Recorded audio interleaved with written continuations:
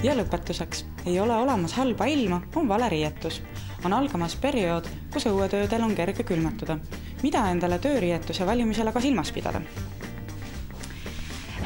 Tööriietuse puhul tasub nüüd sellisel külmemal hooajal üht-teist jälgida, üht-teist silmas pidada, et siin kodudes on ka mitmeid majades võib-olla lumerookimistööd, mitmed tööd õues, et on välja töötatud 3-kihiline riietumine, mis siis jälgibki seda, et inimene saaks teha kodustes tingimustes tööd, aga et ei jääks haigeks, et ei oleks halbu tagajärgi, tasub siis tähele panna 3-kihilist riietumist.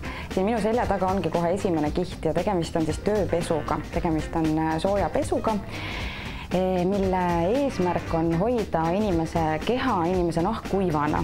Et kui siin mõned võib-olla eakamad inimesed viibutavad näppu ja räägivad puuvillasest pesust ja puuvillasest riidest ja selle eelistest, siis kahtlemata puuvillasel riidel on omad eelised, aga väga olulised miinused ja just tööriiet silmas pidades. Puuvillast riiet on väga keeruline hooldada.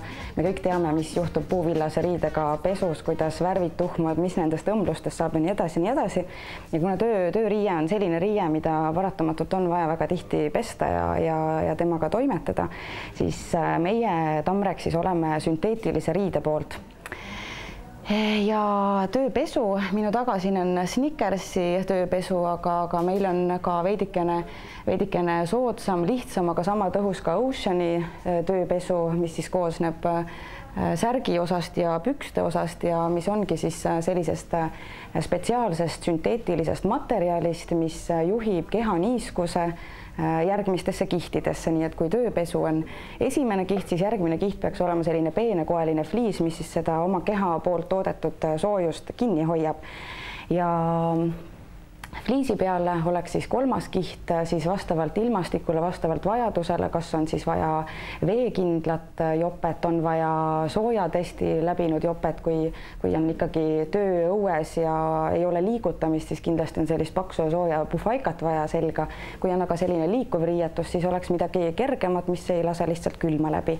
Tegemist on siis selles mõttes väga geniaalse tootega, et tegemist ongi põhimõtteliselt spordipesuga, mis siis tagab selle, et inimene ei jää tööd tehes haigeks, et puuvillane pesu, puuvillane T-särk võib-olla, mida väga paljud tänase päevani kasutavad, ta läheb väga kiiresti märjaks, puuvill hoiab niiskust väga kaua kinni ja kui juhtute jääma külma ilmaga seisma, siis võite haigeks jääda. Ja leiab siis Tamrexist ka seda teist kihti, see võib olla kas mõni, nagu ma ütlesin, peenekoeline fliis, ta võib olla mõni kampsun, et neid on ka erinevaid variante ja sama lugu on jopedega ja mis on siis talve ja üleüldse tööjopede ja tööpükste puhul silmas peetud on eelkõige mugavus, samuti kvaliteet ja veel üks selline joon, mida Tamrex püüab hoida, kõrgel levitada ja töömeeste sekka viia, on see, et töömees ei ole ammu enam koledates sinistes tunkedes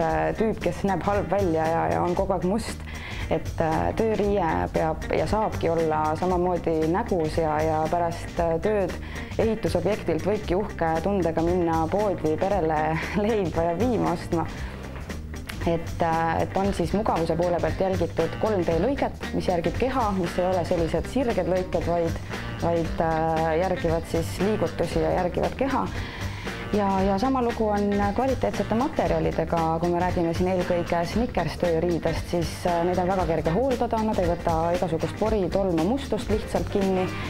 Nad on väga vastupidavad, spetsiaalsed materjalid, mis ei kulu väga tihti, on siis sellised kohad, kus kipuvad rohkem kuluda nagu püksisääred ja põlved, siis need on sellised veel rohkem tugevdatud kangastest.